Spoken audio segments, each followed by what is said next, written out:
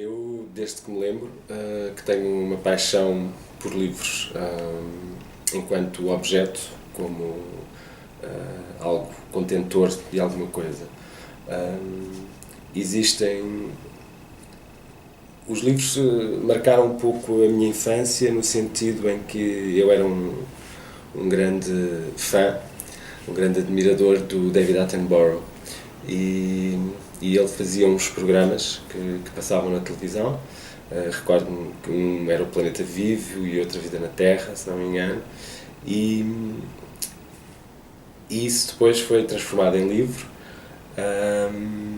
E eu não descansei enquanto não consegui ter esses livros, e eram assim os meus grandes tesouros. E eram sempre... Os livros eram sempre ligados à vida animal, porque eu, durante o meu período de infância, pensei sempre seguir futuramente uma carreira académica na área da ciência, e que de algum modo se ligasse ao mundo natural, o que depois não aconteceu. Isso é, a nível dos livros, é o que mais me marca a nível de infância. Não são tanto os livros para crianças, nem as histórias, alguns livros da Disney, claro, mas aí o cinema tinha mais força. E portanto era uma paixão, não era pelo texto, era a fotografia, não é? Era a fotografia que de algum modo me emocionava nessas publicações. Eu faço o meu liceu na António Arroio e decido seguir cenografia na Escola Superior de Teatro e Cinema e não Belas Artes. Eu sabia que queria uma carreira, queria um percurso profissional de algum modo na área artística, não sabia exatamente qual. Aos 18 anos não tinha definido para mim que ia ser artista plástico. Não tinha isso como certeza. Haviam várias possibilidades, até porque eu gostava de várias áreas que iam desde o design às artes plásticas. Fiz o curso no conservatório, no bairro Alto ainda. Quando terminei o curso, tive a certeza que não queria trabalhar em teatro nem em dança, embora tenha trabalhado. E tinha algumas hipóteses. Tinha a certeza nessa altura, porque eu em 2001 faço a minha primeira exposição individual, com uma série de esculturas, ainda com uma ideia de seriado, e pensei que, para colmatar a formação que não tinha na área das artes visuais, ou ia para as Belas Artes, em que as cadeiras práticas, muitas eram semelhantes às cadeiras práticas que eu tinha tido no conservatório, a nível dos materiais, da manipulação dos gessos e esse tipo de coisas. E então pensei que eu queria era acrescentar algo a nível conceptual e teórico, e por isso decidi ir para a Mau Maus. Na altura era uma escola que estava muito bem qualificada e que tinha um programa muito interessante, com um panorama internacional de pessoas que vinham fazer tutorials.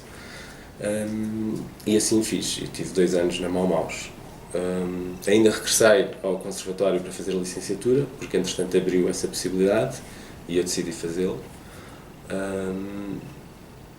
E ainda fiz, antes de fazer a licenciatura do conservatório, uma pós-graduação na Faculdade de Letras em estudos teatrais, 100% teórica, claro, de que gostei muito, porque a parte da teoria das artes cênicas, havia uma cadeira só de ópera, portanto fiz leituras e obrigou-me também a ter um processo de trabalho mais académico, ou mais sério, no sentido de ser académico. Pronto, era uma pós-graduação que depois passou a mestrado, e eu na altura também a fiz porque ainda não tinha aberto a licenciatura e era uma possibilidade talvez de conseguir depois dar aulas. Pronto, enfim, ter isso em carteira, essa possibilidade. Voltando um bocadinho atrás, eu iniciou então o meu percurso artístico em 2001. Ao contrário da maioria dos artistas, como eu não tinha frequentado as Belas Artes, não tinha um grupo de amigos e, portanto, não tinha a quem me juntar para fazer coletivas, comecei a fazer individuais, o que é um bocadinho atípico, mas que me acabou por dar alguma endurance, digamos assim. Cometi imensos erros, hoje olhando para trás para as primeiras exposições é muito engraçado, mas que também fazem parte da falta de experiência, idade, uma série de coisas. E portanto fiz entre 2001, 2002, 2003, até 2003 fiz uma série de exposições, sempre com o apoio da Gulbenkian e também com o apoio na altura do existente IAC, o que era fantástico para uma pessoa que não tinha formação na área. A partir de 2003, com uma exposição que eu faço no Bairro Alto, num sítio onde é agora a Galeria Graça Brandão, mas que era um espaço que teve algumas exposições independentes, eu acho que é a exposição que de alguma forma eu faço uma afirmação autoral e inicio um discurso que depois vem a desenvolver-se, enfim, com as suas derivações até hoje. Portanto, acho que é a primeira exposição enfim, que me marca a nível de percurso é essa. Como é que os livros chegam ao meu trabalho? Chegam tarde. Os livros não chegam no início. A paixão pelos livros permaneceu sempre. Eu sou um grande colecionador de livros, não exatamente de livros de artista, mas de livros de arte e de literatura em geral.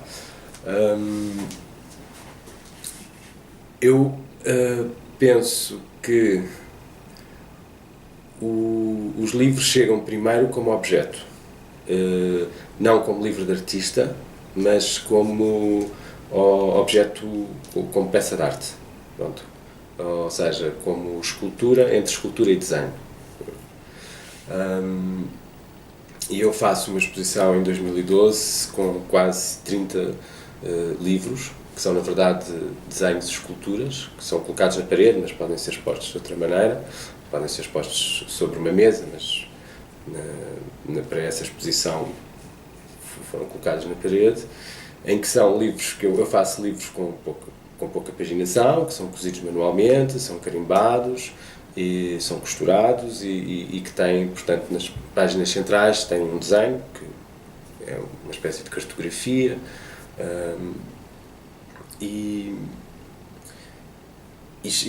eu acho que é aí que os livros chegam, portanto, primeiro como obra, não como livro de artista, não como edição, com a ideia de edição.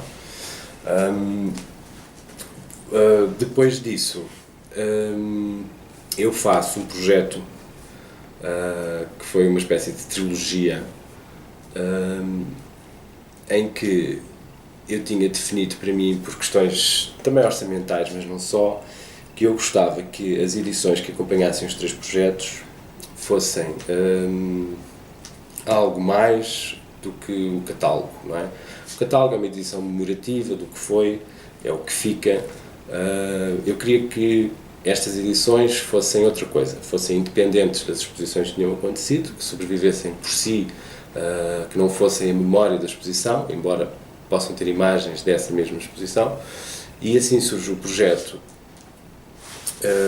em que eu faço pequenas edições, portanto foram 3 exposições, uma trilogia, como eu já disse, faço uma pequena edição para cada uma e no final, em conversa com a designer com quem eu trabalhei, pensámos que seria muito engraçado fazer algo que tivesse um formato mais de catálogo e então essas 3 edições foram anexadas e feito um catálogo final com as 3, uma espécie de processo em Frankenstein.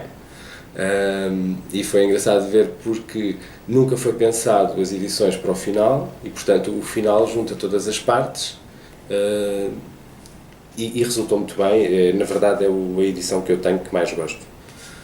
Acho que é a mais bem conseguida, é se calhar a mais artística, digamos assim, mas é uma edição que eu gosto bastante. Ainda para esse projeto, eu proponho-me a fazer um livro de artista, numa edição bastante reduzida, de 20 exemplares, toda feita do modo mais artesanal possível, por mim. Portanto, são imagens, eu faço os fólios, depois é tudo em xerox impresso, levo um encadernador que faz a capa, grava, cose, pronto, e fiz só uma edição de 20. Eu gosto que as edições sejam reduzidas. Eu acho que não faz sentido estar a fazer livros de artista com tiragens de 100 exemplares. E isto acontece também com os múltiplos. Acho que não faz sentido múltiplos de 50 ou de 100 ou de 200. Eu acho que perde toda a lógica, perde o lado especial que estas coisas têm e entra numa lógica mercantil que, para mim, desvaloriza, porque há uma magia associada a isto e acho que a manualidade faz parte dessa magia. E quando as coisas entram numa série bastante maior, isso perde-se. E, portanto, as minhas edições são sempre muito reduzidas. Eu, neste momento, estou também a trabalhar noutro livro de artista, de um projeto que fiz sobre o Ártico, porque houve uma série de pesquisa que eu fiz para o projeto que, para mim, faz sentido eu traduzir essa pesquisa num objeto.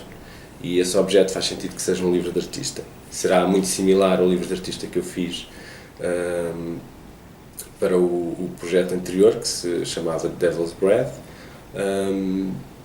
e este vou fazer uma edição semelhante, também vai ser uma edição pequena e vai ser construída do mesmo modo que o outro. O que eu acho engraçado é que, por vezes, o livro de artista possibilita também, quando há um projeto de exposição em que não há a possibilidade de fazer um catálogo, a feitura de um livro de artista não só, enfim, é um prolongamento também do projeto, mas é também um documento que fica relacionado com a exposição e que é mais fácil para o artista conseguir fazê-lo. E é o que aconteceu com este projeto do Ártico, que eu já o apresentei em 2 espaços, um em Lisboa e outro em Guimarães, e fiquei com muita vontade de fazer um documento sobre o projeto. E pronto, e daí a vontade de fazer o livro e estou a trabalhar nele. As minhas publicações, eu não sou um grande produtor de livros de artista. Há artistas que fazem isto com uma regularidade ou com uma prática muito intensa. Eu vou fazendo sempre associado aos projetos que faço de exposição. Ainda não fiz nenhum livro de artista independente disso. Não quer dizer que não tenha projetos nesse sentido, mas ainda não os realizei. Portanto, é sempre algo que tem vida própria, mas que está associado ou é derivativo de outra coisa. E sei que estão na biblioteca da Gulbenkian alguns exemplares, a STET tem exemplares, a INC no Porto também é possível encontrar. Portanto, os locais habituais de venda deste tipo de publicações. Há alguns colecionadores deste tipo de peças que também os têm, e pronto. O que é que pode ou não pode ser um livro de artista? É um pouco complicado. Eu acho que há muita coisa que pode ser um livro de artista. É difícil definir o que é um livro de artista. Pode ser um objeto único, feito totalmente à mão pelo artista. Pode ser uma coisa com uma edição menor, feita numa fotocopiadora ou até mesmo numa gráfica. Eu não sei, eu acho que a barreira é muito... já é difícil perceber o que é um livro de artista e o que não é um livro de artista. Acho que não tem o propósito de um catálogo, difere a nível conceptual do catálogo, é fácil fazer essa diferença. A nível formal é complicado, porque podem haver livros de artista que parecem à partida catálogos e depois há livros de artista que são muito, assim, formalmente, são muito evidentes. Para mim, eu acho que o livro de artista tem que ser por si só uma peça, e acho que a tiragem deve ser pequena. Eu acho que a tiragem também devia definir o que é ou não é um livro de artista. Acho que algo que ultrapasse os 100 exemplares não, não deveria nunca ser considerado um livro de artista. E o livro é, eu não sei, o livro hoje é difícil, como é que entendemos, o livro quase que é uma coisa anacrónica hoje, não é? O livro passou a ser uma espécie de objeto quase histórico, de desejo, um certo... Acho que há um certo fetichismo nisto dos livros de artista, mas acho que o livro em si começa também a ter esse caráter quase fetichista, no sentido que a edição em papel é uma coisa que tende a acabar, não é? E então acaba por ter esse lado especial de quase de relíquia. Eu acho que é uma forma, um veículo de comunicação e de ideias e de mostrar trabalho e de obra muito acessível, porque para já é uma coisa manual, não é? É uma coisa que se vê com as mãos também, que se passa, que se transmite manualmente, que comunica a nível de texto, a nível de imagem, e portanto é por excelência o meio de comunicação mais fácil. Estas 3 publicações dizem respeito a um projeto que eu realizei entre 2011 e 2013, denominado Devil's Breath. Era um projeto de exposição em trilogia e, portanto, para cada uma das partes foi publicada um pequeno livro que não está cozido, portanto as páginas estão apenas dobradas. Cada publicação pretendia ser autónoma da exposição em si, uma vez que continha não apenas imagens das peças, mas também e sobretudo imagens que tinham que estiveram na base da pesquisa para a realização de cada um desses projetos. No final, cada uma destas edições foi cozida e feita uma capa e portanto transformou-se num outro objeto que esse sim, se calhar com mais potencial de catálogo. Este que estou a mostrar agora refere-se à última exposição feita no Museu da Coleção Cachola em Elvas. E, portanto, mesmo as imagens de pesquisa também, muitas eram alteradas por mim e, portanto, através da forma como, com pequenas alterações, ou cromáticas, ou texturas, portanto, são, na sua grande maioria, imagens até de pouca qualidade que eu retirava da internet.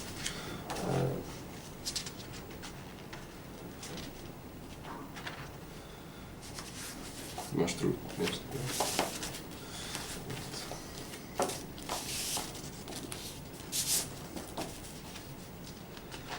Este é do segundo momento, não foi cronológica a apresentação.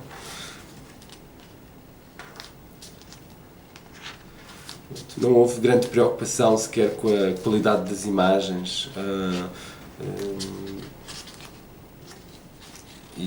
E optámos por cada exemplar, eu e a designer, neste caso a Vera Velez, com quem eu gosto particularmente de trabalhar, por escolher uma cor para cada uma das publicações.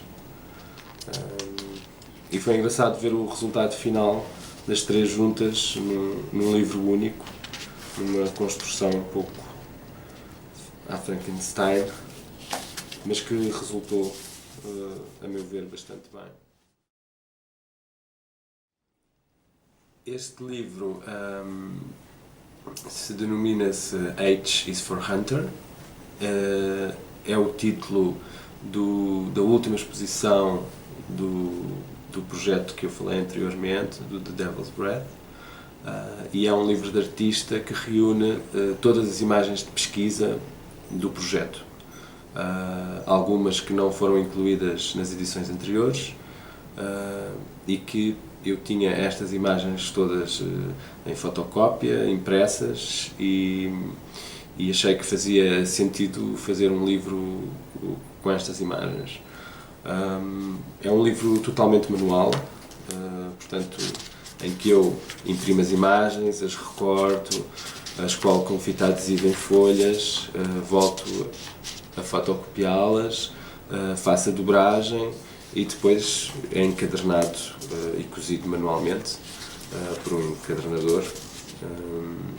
Portanto, as imagens são etiquetadas, portanto é uma espécie de quase de glossário, neste caso, das imagens que me serviram de base ou que se relacionam com o projeto que eu desenvolvi durante aqueles 2 anos. É uma edição de 20 exemplares, numerada e assinada,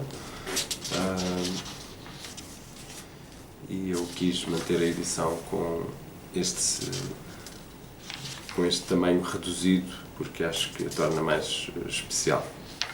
E acho que fazia sentido, contrapondo as anteriores, que foram impressas numa gráfica e que são edições maiores de 100 exemplares cada.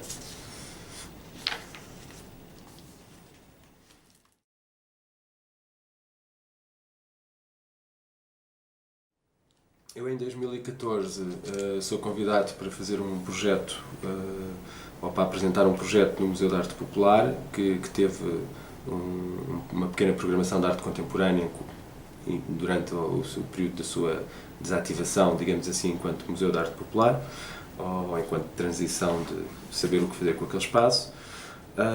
Eu apresentei uma peça mais antiga, de 2007, uma peça chamada The Order of Today, The Disorder of Tomorrow. Era uma peça claramente relacionada com a ideia de poder, com a ideia, com o poder ao longo da história e com um referente muito grande à Revolução Francesa, uma vez que a escultura simula uma cama e uma guilhotina ao mesmo tempo. E o projeto tinha, para cada exposição que se realizou, um formato muito específico que não é catálogo, mas de desdobrável, que era apresentado num envelope. Eu decidi fazer, a partir desse mesmo formato, aproveitando, uma edição de 20, mais uma vez uma edição pequena, em que eu me propunha, em vez de dentro do envelope ter o desdobrável com o texto da exposição e imagens, uma série de pequenos objetos, uma memoráblia, que se relacionava com a exposição em si. E, portanto, o envelope teve um alfinete na imagem, que é uma cabeça de macaco, porque os macacos da instalação tinham, estas cabeças tinham também estes alfinetes. Tinha, como era uma instalação da época, uma madeixa de cabelo de peruca da época, uma carta pela ideia de jogo, que estava associada e que está associada às questões de poder, uma imagem de uma gravura exatamente da Revolução Francesa, ligada à Revolução Francesa, em que tem uma colagem minha, que eu altero as cabeças das pessoas por cabeças de macacos, uma reprodução de uma colagem que acompanhava também a exposição, um mapa